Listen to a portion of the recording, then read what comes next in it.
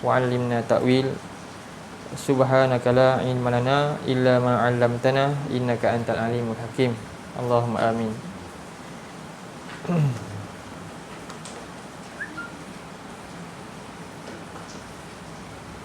Assalamualaikum warahmatullahi wabarakatuh.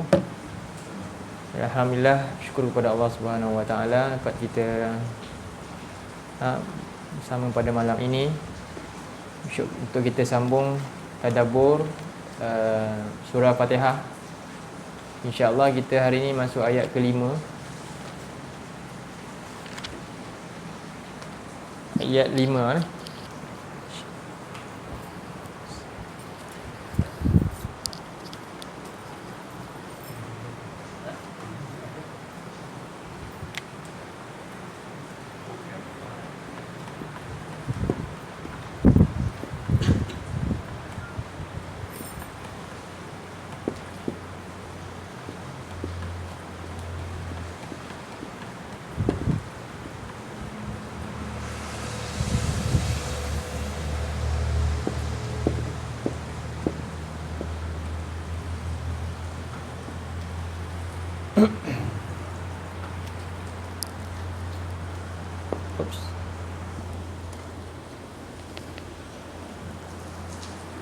Ayat 5 dalam surah Fatihah berbunyi, boleh adik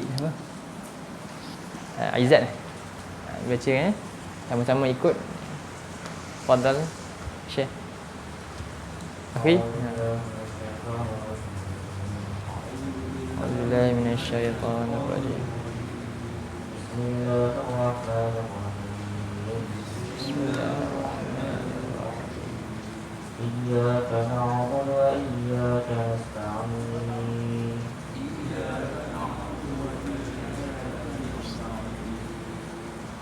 Baik, iyyaka na'budu wa iyyaka nasta'in.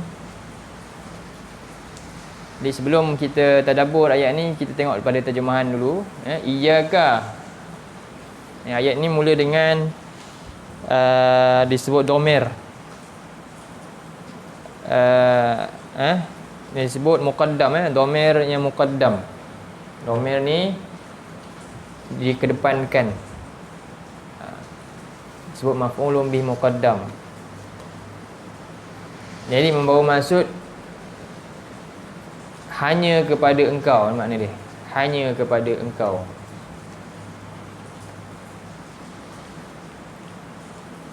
Hanya kepada engkau na'budu.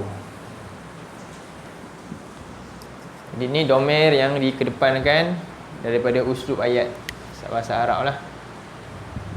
Yang mana kalau biasa, uslub biasa na'buduka. Na'buduka macam ni. Na'buduka. Bila ya ka ni di belakang ni fi'il. Dia objek perbuatan sebenarnya.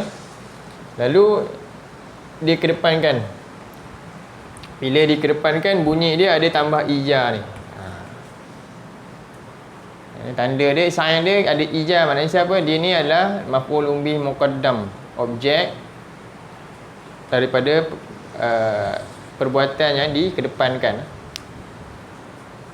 Jadi bila ada domer yang macam ni, ke depan ni, ija ni, dia memberi makna dua dia punya inti dia yang kena ada, dua faedah.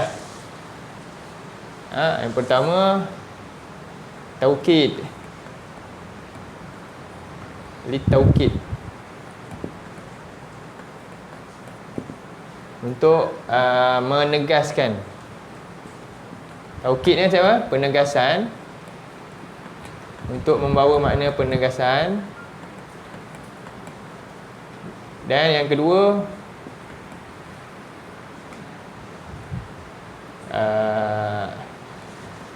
taksis.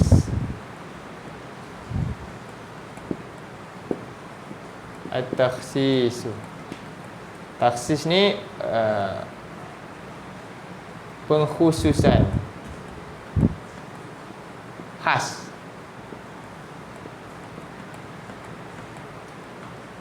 Dua faedah lah ayat ni maksudnya. Sebab itu bila macam ni muncul makna asal dia kami abdi sembah akan engkau, asal dia akan engkau je.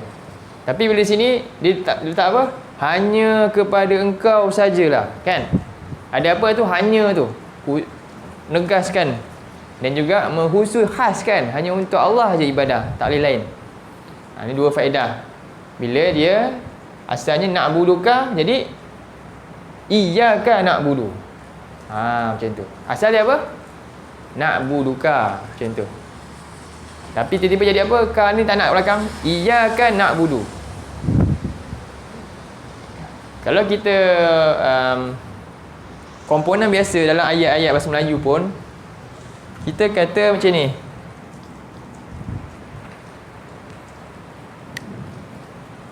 Saya, kan dalam ayat kita, saya menaiki kereta, kan? Jadi di sini ada apa ni? Ni subjek. Ni dia punya perbuatan dia. Ini dia punya objek. Ni dia kata objek ni. Objek. Ini perbuatan dia. Ini dia punya subjek dia lah. Jadi selalunya dalam mana-mana ayat, yang utama dalam ayat ni apa? Siapa yang utama dalam ayat ni? Kereta ke saya? Ni nak cerita pasal siapa? Orang baca bahasa Melayu ni. Ni nak cerita pasal siapa? Apa tajuk utama? Saya lah. Hobi saya contohnya. Jadi saya tu yang tajuk utama sekarang. Tapi sekarang ni dia nak tunjukkan yang ni utama. Jadi kereta ni duduk mana? Di depan. Kereta ni kat sini. Apa makna dia sekarang? Kereta saya naik. Boleh ke macam tu? Kereta itulah yang saya naik. Hanya kereta je saya naik. Saya tak nak lain. Faham? Jadi di situ menegaskan yang kereta saya naik, kereta saya naik. Faham? Itu fungsi-fungsi objek ke depan tu. Dalam bahasa Arab macam tu. Sama juga dari sini. Saya sembah Allah.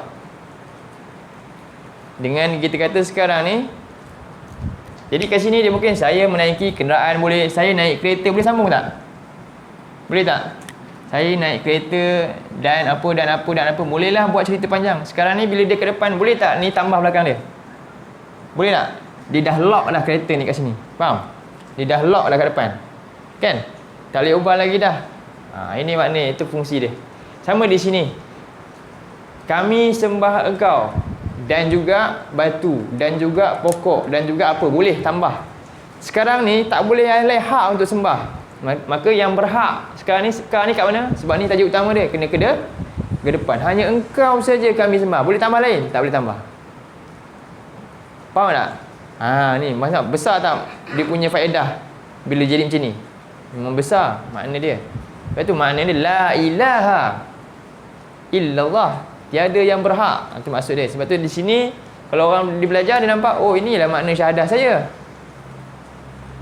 Inilah makna syahadah kita. Tiada lain yang berhak diabdikan kecuali hanya Allah. Sebab ayat ni pun macam ni. Allah ni kat depan. Allah itulah tajuk utama kita. Jadi ni dari segi fungsi, tujuan. Domain tu dia sebut muqaddam. Ni nama dia maf'ulun bi muqaddam. Saya tak tulis lah. Tak apa. Itu istilah saja. Baik, faham dia punya konsep macam tu. Baik. Kemudian ada makna lain di sini, ka. Dalam surah Fatihah sebelum ni kita baca Alhamdulillahirabbil alamin, Ar-Rahmanir-Rahim, Maliki Yaumiddin, kan? Jadi Allah tu kenyataan kata-kata tentang Tuhan dalam surah Fatihah. Segala pujian bagi Allah yang kita baca tu, Tuhan sekalian alam. Ini dalam bentuk konteks nama ketiga. Faham? Kita sebut Allah tu kata bukan kita sebut orang ketiga lah, nama ketiga, kata ganti ketiga. Dalam ayat ini tiba-tiba dia kata hanya engkau. Tadi kita tak bicara depan-depan. Tapi bila masuk ayat ni tiba-tiba Allah tu jadi macam sebut engkau terus ubah. Tadi dialah Allah, dialah Tuhan sekalian alam, dialah yang Maha Pemurah, dialah yang Maha Penyayang, kan? Dialah raja bagi hari pembalasan dia. Sekarang ni tiba-tiba tukar dia jadi kepada apa? engkau. Nampak beza Beza. Sebab tu di sini juga iyyaka ni ada juga makna dia apa? Nak tunjukkan apa? Yang kamu kata dia Tuhan cipta alam, dia semua tu. Dia tu Allah kata apa? Dia itu takrib. Takrib. Sangat dekat. Menunjukkan apa? Dia dekat.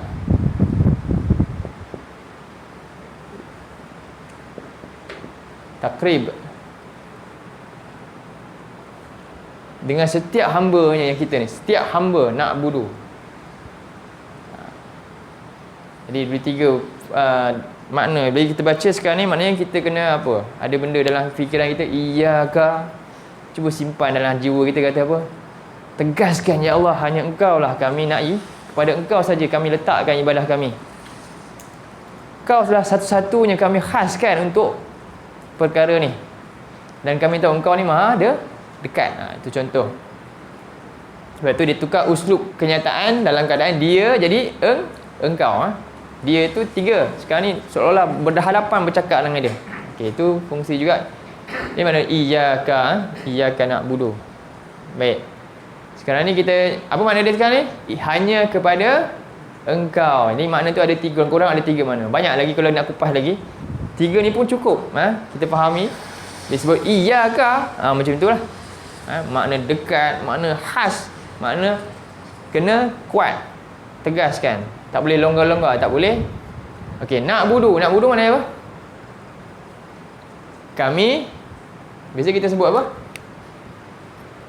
Ini saya tulislah terjemahan dia. Hanya kepada Engkau. Na'budu maksudnya kami mengabdikan diri. Na'budu maksudnya kami mengabdikan diri.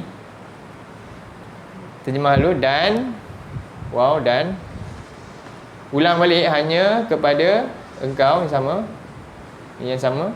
Nasta'in, kami memohon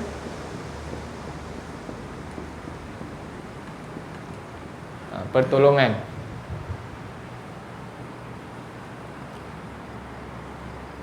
Baik. Jadi yang tepat kita terjemah, bukan kami sembah, kami mengabdikan diri, menghambakan diri. Baik. Pertama kita bincang na'budu lah. Jadi kita dah tahu hanya kepada Engkau. Jadi di sini ayat ini adalah ayat intipati utama dalam Quran. Jadi Quran adalah apa? Innallaha auda ulumal kutubis sabiqati fil Quran. Dalam satu riwayat Al-Hasan Basri sebutkan, sesungguhnya Allah mengumpulkan semua ilmu-ilmu daripada Taurat, Injil dan semua kitab sebelumnya dalam Quran. Summa auda ulumal Quranu fil mufassal. Lalu Allah kumpulkan lagi, kecilkan lagi, compactkan lagi semua ilmu dalam Quran dalam surah mufassal, daripada surah Qaf sampai surah An-Nas. Surah-surah pendek tu. Itu maksud dijelaskan dalam surah tu. Kemudian Allah kecilkan lagi, compactkan lagi. Summa auda ulumal mufassal fil Fatihah, dalam surah Fatihah. Intipati semua tadi Quran tu diterangkan lagi, direngkaskan lagi dalam apa? Surah Fatihah. Siapa yang tahu surah Fatihah, dia tahu seolah-olah dia sedang dah dapat ilmu semua yang tadi. Surah Fatihah ringkasan kepada semua kitab. Dan pula dalam surah Fatihah ada satu inti yang paling utama dalam surah Fatihah. Ayat dengan tengah-tengah. Ayat apa? Ayat 5. Inilah inti kepada semua lagi. Siapa yang faham makna yang ini semua, insya-Allah senang dia masuk syurga. Sebab ini inti maksud hidup dia. Sebab inilah dia tujuan hidupan. Dalam surah 51 ayat 56. Berzat baca. Surah 51 ayat 56.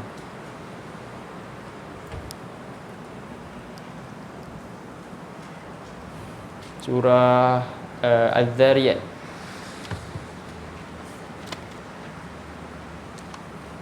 Zariyat muka surat yang ke berapa? Dapat? 5, 2, 3. Tafadhal. Ya. A'udzu billahi minasy syaithanir rajim. Wa ma khalaqatul jinna wal insa illa liya'budun. Fama khalaqatul jinna. Ikut. Tak apa, okey. Sama-sama kita baca boleh? Okey, sama-sama boleh? Silakan baca lagi. A'udzu billahi minasy syaithanir rajim. A'udzu billahi minasy syaithanir rajim. Wa ma khalaqatul jinna wal insa Fama khalaqatul jinna wal ins illa liya'budun. Ni wa ma khalaqatul jinna wal ins illa liya'budun. Dan tidak lain, tiada tujuan lain aku ciptakan jin dan juga manusia kecuali liya'budun, semata-mata untuk apa? Mereka beribadah, menjadi hamba-Ku, mengabdikan diri kepada Aku. Itulah tujuan manusia diciptakan. Jadi kalau apabila manusia ni hidup dengan tujuan yang berbeza daripada yang Allah sebutkan ni, sifatkan ini, maka ia telah keluarlah daripada fitrah kejadiannya. Baik.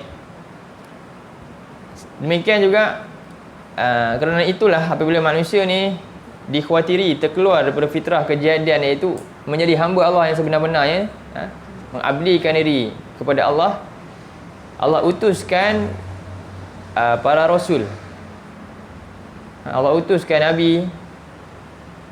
Rasul ni tujuannya untuk apa? Memberi panduan, mengembalikan manusia ke atas tujuan ciptaan dia. Tengok dalam surah 21 ayat 25. Surah Al-Anbiya.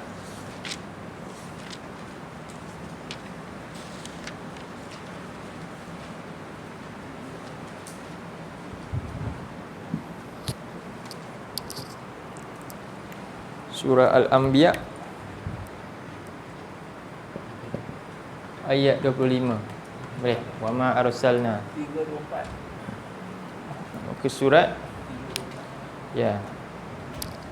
Baik ni. A'udzu billahi minasy syaithanir rajim. Billahi minasy syaithanir rajim. Wa ma arsalna min qablik وما أرسلنا من قبلك min rasulin illa nuhi ilayhi رسول إلا نوحي إليه annahu la ilaha illa ana fa'budun. أنه لا إله إلا أنا فاعبدون. Baik. Dan tidaklah kami utuskan dari sebelum engkau, wahai Muhammad, daripada mana-mana rasul pun. Apa rasul ni tujuan diutuskan yang utama dia? Illa nuhi ilai, melainkan semuanya kami wahyukan kepadanya. Apa wahyu dia? Annahu la ilaha illa ana. Itu intipati utama wahyu yang turun. Intipati utama Quran ni, Islam ni, apa inti utama dia? La ilaha illa ana, supaya manusia akhirnya mengaku yang tiada ilah, tiada al-ma'bud yang diabdikan diri melainkan hanya Aku, iaitu Allah. Maka fa'buduni, maka abdikanlah diri olehmu kepada Aku. Jadi pertama tadi, tujuan manusia cipta untuk apa? Mengabdikan diri kepada Allah. Tujuan diutuskan rasul dan diberikan kitab untuk apa? Ajak manusia mengabdikan diri kepada Allah. Jelas tak? Besar ayat ni. Dan demikian juga dalam surah 16 ayat 36. Surah An-Nahl ayat 36, muka surat 271.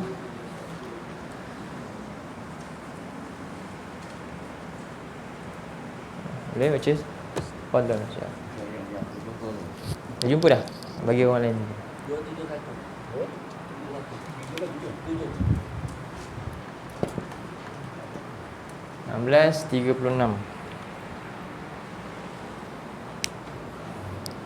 Okey. أعوذ بالله من الشيطان الرجيم. A'udzu billahi minasy syaithanir rajim. ولقد بعثنا في كل أمة ولقد بعثنا في كل أمة رسولا أن اعبدوا الله واجتنبوا الطاغوت أمة رسولا أن اعبدوا الله واجتنبوا الطاغوت فمنهم من هدى الله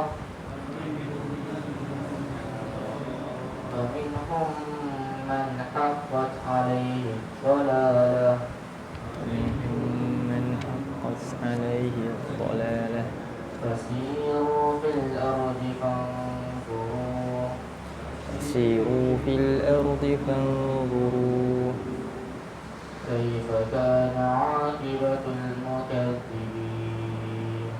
كيف كان عاقبة المكذبين. Sama juga Allah sebutkan walaqad ba'atsna, dan benar-benar kami utuskan fi kulli ummatin, pada setiap umat tamadun manusia. Hancur binasa umat ni utus lagi. Ada lagi umat yang lain, kemudian Allah utus lagi rasul. Apa dia punya seruan? Ani abudullah, jadilah hamba Allah, abdikanlah diri kamu kepada Allah, wajtanibut taghut, jauhilah taghut. Taghut ni maksudnya setiap yang diibadahi selain Allah, setiap yang diletakkan perhambaan kepada Allah, setiap yang diletakkan perhambaan diri tu kepada selain Allah tu namanya taghut. Istilah taghut ni, bila sebut taghut,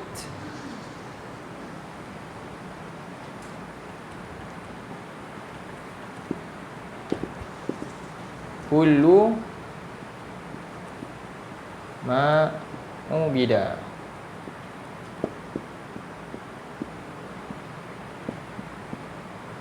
min dunillah.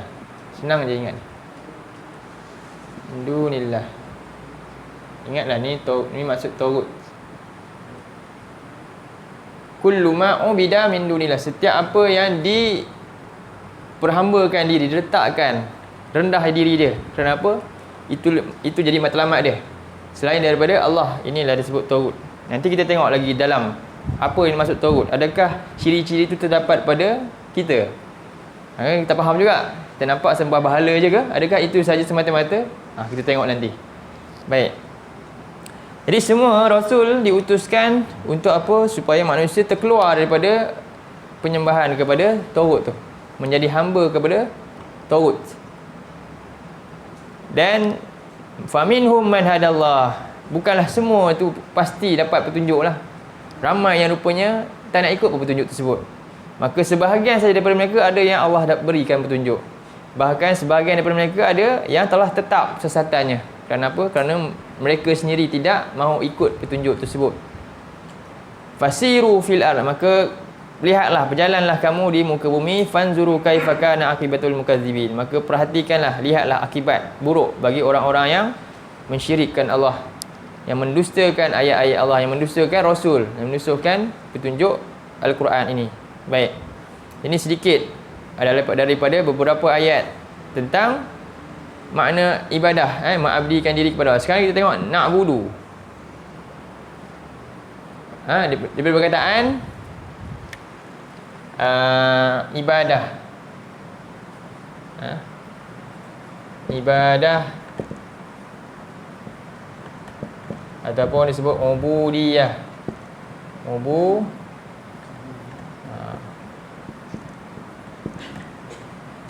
Sama. Kita pun gunakan apa? Hamba, abdikan diri. Jadi kalau kita kata sembah, kenapa saya tak guna kata sembah? Sembah ni dari segi makna dia kurang tepat sangat dengan apa yang Allah kehendaki. Jadi makna ibadah ni yang mana kita selalu baca ikrar dalam solat. kita selalu sebut dalam doa pembuka sebelum baca surah Fatihah. Antaranya surah apa? Inna solati wa nusuki wa mahyaya wa mamati lillahi rabbil alamin. Itu surah apa? Surah 6 ayat 162 hingga 163. Jadi bila sebut ibadah ni, tauhid ni intipati juga. Ni penjelas dia. Ni masuk ubudiyah juga. Cuba baca ayat tu. Surah 6 ayat 162, lepas tu masuk lagi ayat 163.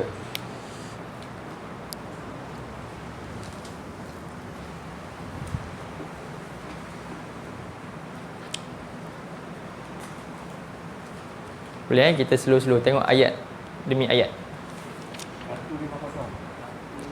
Muka surat 150. Semua dah. Okey, Azab. Fadal.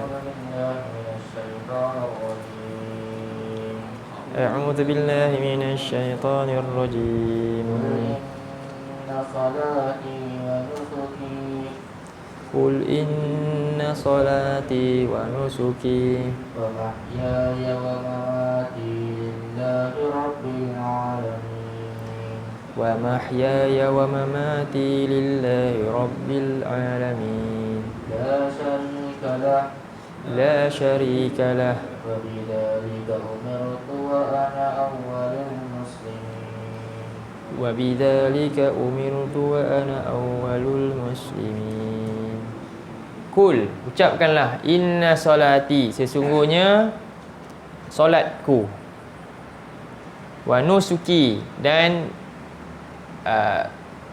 ibadah luar solat, ibadah lain, nusuk, korban, nazar, dan seterusnya lagi haji, nusuk. Sebab tu kita kata manasik haji, jamak kepada nusuk tu, ibadah paling besar tu.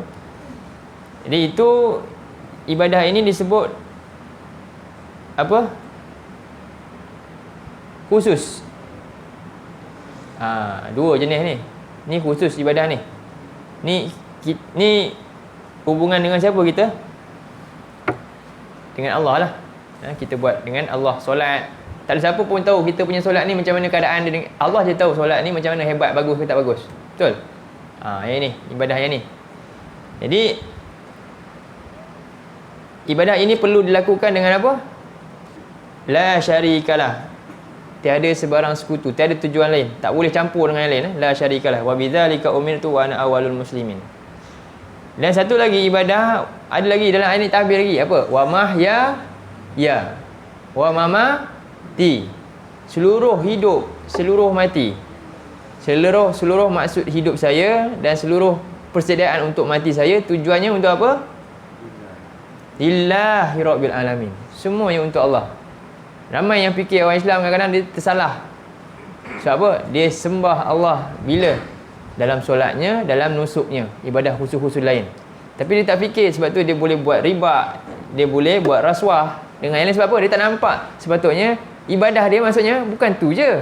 Dia lepas buat haji berkali-kali, kan? Dia buat tipu ke, dia buat khianat ke, dia tak peduli. Tak. Sebab dalam ayat ni tak habis lagi sampai wa nusuki.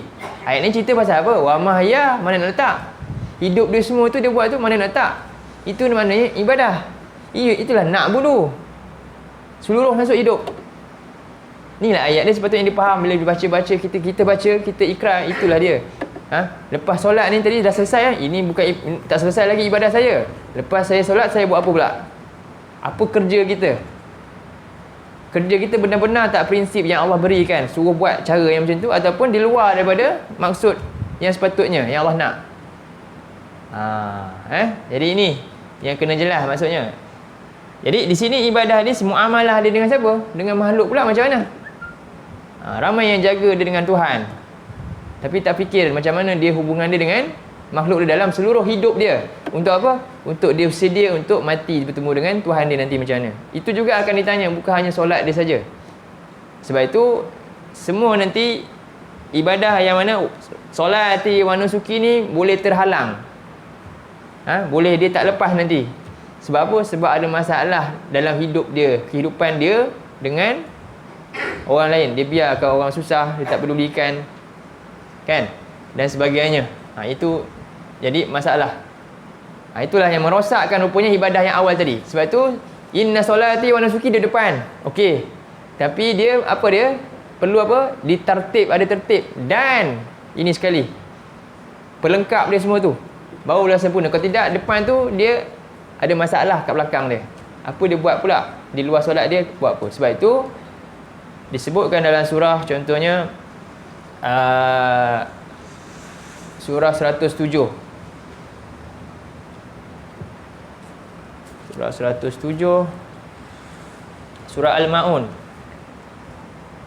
ayat 1 hingga 7.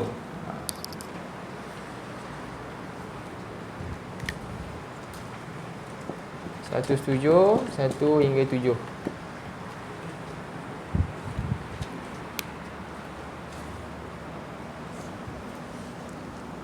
Alhamdulillah. Surah dia muka surat akhir, ayat akhir lah 602.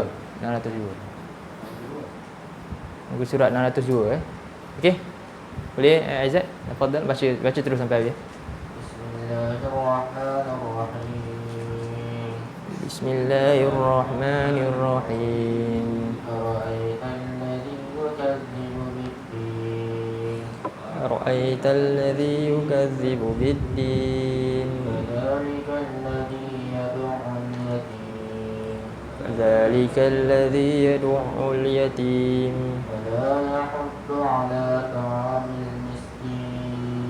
ولا يحض على طعام المسكين فويل للمصلين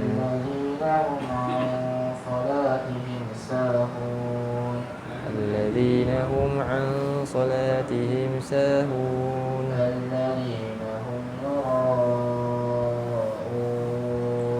الذين هم يراءون ويمنعون الماعون أرأيت الذي يكذب بالدين. Apa pendapat engkau tentang orang yang mendustakan agama? Terus celaan awal-awal ayat terus surah ni, celaan. Surah ni tajuk dia apa? Apa ma'un? Maksudnya apa? Kita masuk ma'unah ni maksudnya tolongan.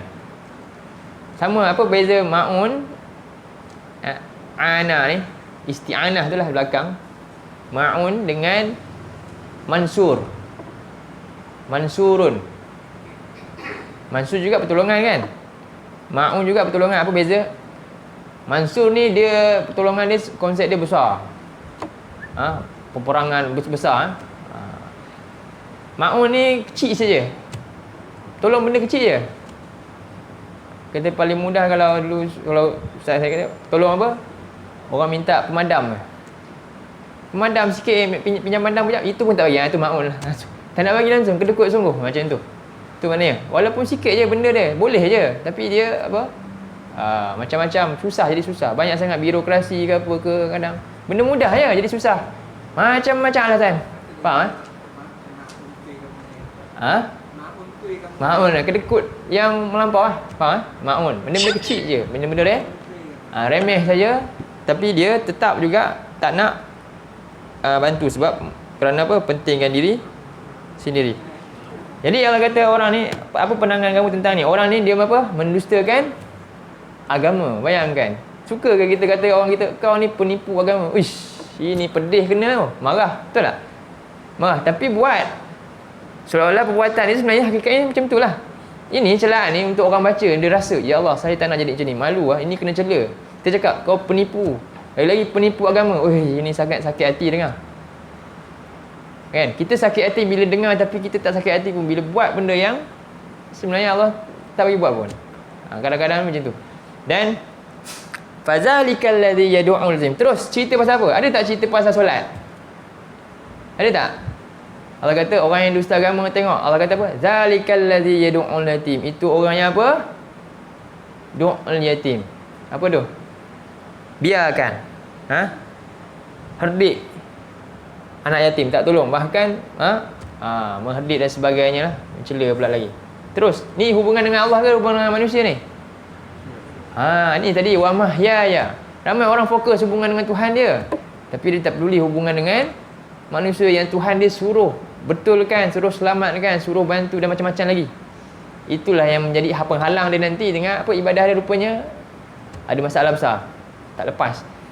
Jadi wala yahuddu ala ta'amil miskin, dan juga tak mahu pun, bukannya dia tolong ni, dia kata tak, wala tak kata bukan Allah kata dia tu beri makan sendiri, bukan. Dia kerja apa? Yahuddu, dia tolong bagi tahu je dia ni miskin, saya tak mampu bantu, kamu tolong bantu dia, boleh? Macam tu. Dia tolong cari jalan untuk orang lain boleh bantu, orang yang senang bantulah dia. Jiran sebelah dia miskin, dia buat dirt saja, rugi tak? Rugilah. Dia berapa kali renovate rumah dia dah. Contoh, orang sebelah dia tak makan dan sebagainya. Ini wala yahuddu, tolonglah. Kalau kamu tak boleh nak tolong pun, buka mulut suruh bantu, minta tolong, macam tu.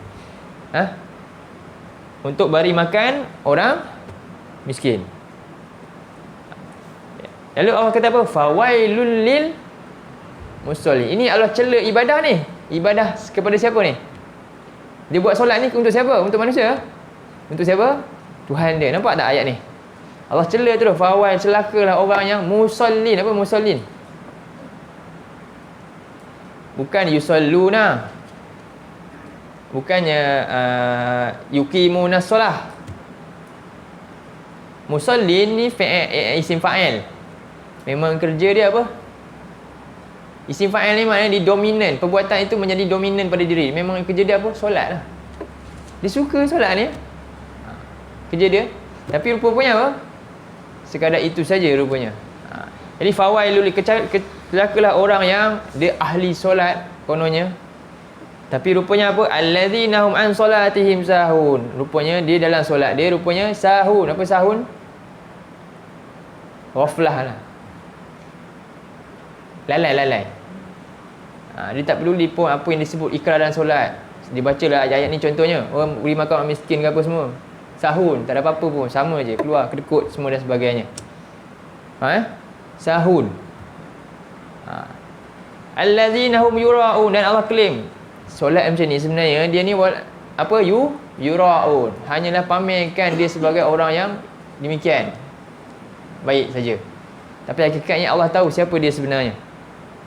Wa yamna'un dan ma'un, sedangkan dia wa yamna'unal ma'un, tidak mahu pun, dia halang untuk beri pertolongan walaupun pertolongan kecil-kecil je, ma'un.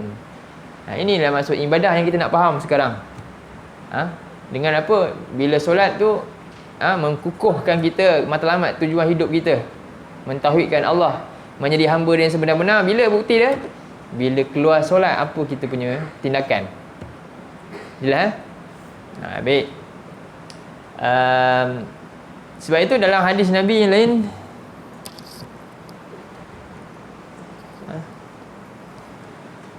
Nabi sebutkan